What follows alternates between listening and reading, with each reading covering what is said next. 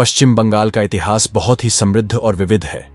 यह प्रदेश भारतीय उपमहाद्वीप के सांस्कृतिक, राजनीतिक और आर्थिक इतिहास में महत्वपूर्ण स्थान रखता है।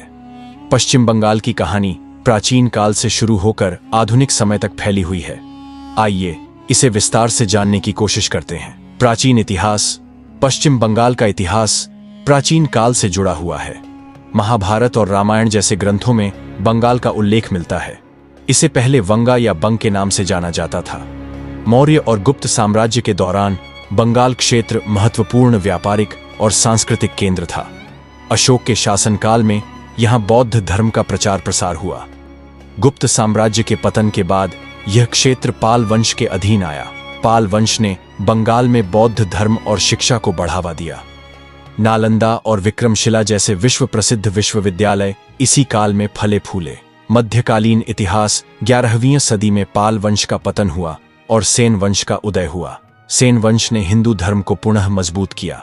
हालांकि 13वीं सदी में तुर्कों के आक्रमण के बाद बंगाल पर मुस्लिम शासन की शुरुआत हुई। दिल्ली सल्तनत और बंगाल सल्तनत के दौरान यह क्षेत्र इस्लामी संस्कृति का केंद्र बना। इस काल में कला, वास्तुकला और सूफी संस्कृति का विकास हुआ। आधुनिक इतिहास। 18वीं सदी में बंगाल मुगलों के अधीन था, लेकिन धीरे धीरे यहां ईस्ट इंडिया कंपनी ने अपना प्रभाव बढ़ाया। 1757 में प्लासी के युद्ध के बाद ब्रिटिश ईस्ट इंडिया कंपनी ने बंगाल पर अधिकार कर लिया। यह युद्ध भारतीय इतिहास में एक महत्वपूर्ण मोड़ साबित हुआ। अंग्रेजों ने कोलकाता, तब का कलकत्ता, को अपनी राजधानी बनाया और इसे भारत के प्रमुख व्यापारिक केंद्र में बदल दिया। स्वतंत्रता संग्राम में भूमिका। पश्चिम बंगाल भारतीय स्वतंत्रता संग्राम का गढ़ रहा। 19वीं सदी में बंगाल पुनर्जागरण की शुरुआत हुई, जिसमें राजा राम मोहन राय, ईश्वर चंद्र विद्यासागर और स्वामी विवेकानंद जैसे महान विचारकों ने भारतीय समाज को आधुनिक बनाने की कोशिश की। 1905 में लॉर्ड कर्जन द्वारा बंगाल का विभाजन किया गया, जिसने स्वतंत्रता संग्राम को और तेज कर दिया। रविंद्रनाथ टैगोर, नेताजी सुभाष चंद्र बोस और अरविंद घोष जैसे नेताओं ने राष्ट्रीय आंदोलन को दिशा दी।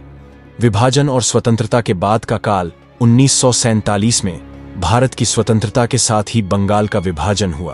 पूर्वी बंगाल अब बांग्लादेश, पाकिस्तान का हिस्सा बना, जबकि पश्चिम बंगाल भारत का हिस्सा। विभाजन के दौरान बड़े पैमाने पर हिंसा और पलायन हुआ।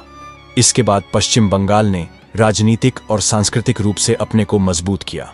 1977 से 2111 तक पश्चिम बंगाल में वाम मोर्चा का शासन रहा, जो विश्व में सबसे लंबे समय तक चुनी गई साम्यवादी सरकारों में से एक है। सांस्कृतिक विरासत। पश्चिम बंगाल अपनी समृद्ध संस्कृति, कला, साहित्य और संगीत के लिए प्रसिद्ध है। रविंद्रनाथ टैगोर, सत्यजित रे, बंकिम चंद्र चट्टोपाध्याय और मृणाल सेन जैसे दिग्गजों ने बंगाल को विश्व स्तर पर पहचान दिलाई। दुर्गा पूजा यहाँ का सबसे बड़ा त्योहार है, जिसे पूरे उत्साह और भव्यता के साथ मनाया जाता है। आर्थिक और औद्योगिक विकास। आधुनिक समय में पश्चिम बंगाल भारत के प्रमुख आर्थिक केंद्रों में से एक है। कोलकाता भारत के सबसे पुराने महानगरों में से एक है और यह बंदरगाह शहर के रूप में जाना जाता है। यहाँ जूट, चाय और इस्पात उद्योगों का विकास हुआ। निष्कर्ष। पश्चिम बंगाल का इतिहास संघर्ष, सांस्कृतिक समृद्धि और सामाजिक बदलाव की कहानी है। यह प्रदेश भारतीय उपमहाद्वीप के सांस्कृतिक धरोहरों का एक महत्वपूर्ण हिस्सा है।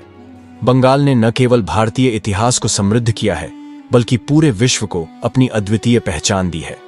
इस समृद्ध इतिहास को समझकर हम न केवल पश्चिम बंगाल को, बल्कि भारत की विविधता और एकता को भी बेहतर ढंग से समझ सकते हैं।